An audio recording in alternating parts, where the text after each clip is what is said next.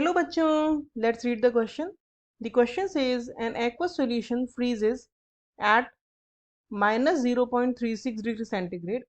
Kf and Kb for water are 1.8 and 0.52 Kelvin kilogram mole inverse respectively. Then value of boiling point of solution at 1 atm pressure is option 1 101.04 degree centigrade, option 2 100.104 degree centigrade, option 3 0.104 degree centigrade, option 4 100 degree centigrade. First of all, let us check the key concept of the question. The key concept of this question is that when we add some solute to the solvent और solution जब बनता है, अगर वो जो solute है वो non volatile है तो फ्रीजिंग पॉइंट तो होता है कम, जिसे हम बोलते हैं डिप्रेशन इन फ्रीजिंग पॉइंट.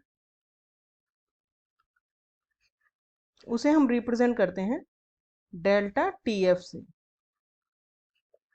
और जो बॉइलिंग पॉइंट होता है उसमें होता है इंक्रीमेंट या इलिवेशन, उसे हम बोलते हैं इलिवेशन इन बॉइलिंग पॉइंट, और उसे हम रिप्रेजेंट करते हैं डेल्टा टीबी से.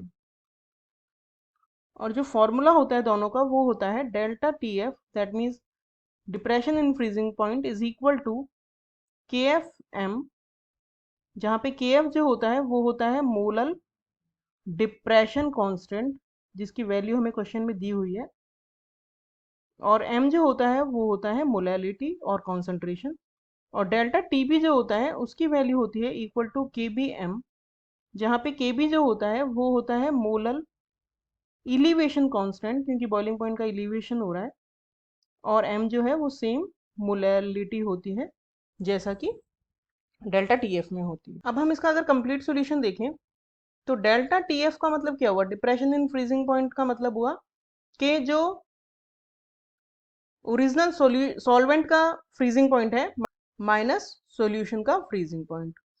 तो जो प्योर, क्योंकि एक्वा सॉल्यूशन है तो प्योर सॉल्वेंट यानी कि वाटर हो गया, तो उसका फ्रीजिंग पॉइंट होता है 0 डिग्री सेंटीग्रेड, और हमें सॉल्यूशन का फ्रीजिंग पॉइंट दिया है माइनस 0.36 डिग्री सेंटीग्रेड. तो डेल्टा टीएफ की जो वैल्यू हुई वो आ गई 0 माइनस 0.36, तो ये आ गया 0.36 डिग्री सेंटीग्रेड. तो ये हो गया डिप्रेशन इन फ्रीजिंग पॉइंट, जो कि इक्वल होता है के एफ एम के. तो अगर हम रेशियो निकालें दोनों का, delta T F divided by delta T B, तो ये होगा K F M divided by K B M.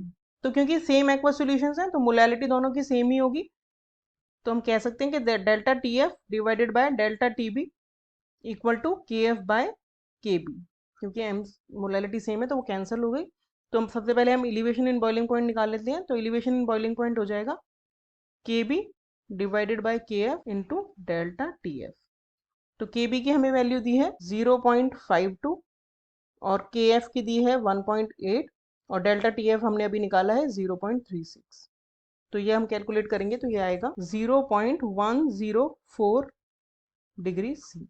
तो ये है एलिवेशन इन बॉइलिंग पॉइंट, मतलब कि इतना तो बॉइलिंग पॉइंट इंक्रीज हुआ है. तो डेल्टा टीबी जो होता है वो होता है टीबी सॉल्यूशन का माइनस टीबी प्योर सॉल्वेंट का.